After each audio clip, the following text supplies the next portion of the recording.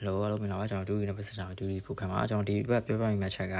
ဒီအခုပြမယ့်ဗီဒီယိုဒီကျွန်တော်ဒါဒီမူကိုသုံးပြီးတော့ပြီးမှလုပ်တဲ့ဗီဒီယိုပေါ့နော်ဆိုတော့ကျွန်တော်ဒီမူတစ်ခုနဲ့အများကြီးရခဲ့တယ်ပေါ့နော်ဆိုတော့သုံးလုံးခွေမှလည်းရတယ်စူဘူးနောက်ကွက်မှလည်းရတယ်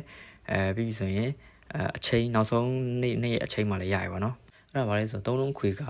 936ပေါ့နော်ပြီးရင်165လို့လည်းယူလို့ရတယ်အဲ့အခွေလာတယ်ပြီးရင်1နှစ်3ညအခွေထားပါတော့ဒီမှာဆိုရင်1နှစ်နဲ့10ဒီစုဘူးပေါ့နော်ကျွန်တော်ဒီအခွေကိုတော့မယူတော့ဘူးဒါအမေသူအခွေမဆိုလည်းရရနော်သူကပထမဆုံးရက်မှာသူက20ဆိုပြီးထွက်သွားတယ်ပေါ့နော်ကျွန်တော်ဒီ3လုံးခွေနဲ့ကိုအများကြီးလုပ်ဖြစ်သွားပြီပေါ့နော်ပြီးရင်စုဘူးတစ်ခွက်လည်းအလုပ်ဖြစ်သွားပြီ10စက်နေရနော်ပြီး3 break ဒီ2ရက်တွင်းလာတယ်အဲ့ဒါလေးလာသွားတယ်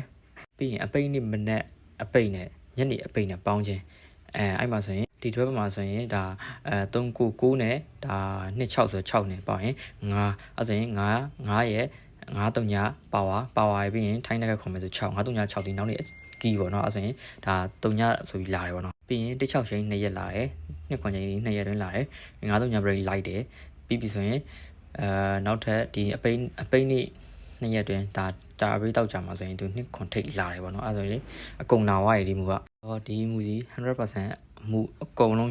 ရှိညမျိုးအမှုအကုန်လုံးလာသွားတယ်အဲ့ကြောင့်မလို့တစ်ခေါက်ကြုံလာပြီဆိုရင်ဒီမူရာကိုအများကြီးသုံးချလို့ရတယ်ပေါ့နော်စတိုက်သုံးချလို့တစ်ပတ်လုံးကိုအဲ့ဒါအမြတ်ယူလို့ရတယ်ဒီမူကဗီဒီယိုလေးတွေကိုအမြဲတမ်းကြည့်ရှုရပေးတဲ့လူတယောက်ချင်းစီတိုင်းကိုကျေးဇူးတင်ပါတယ်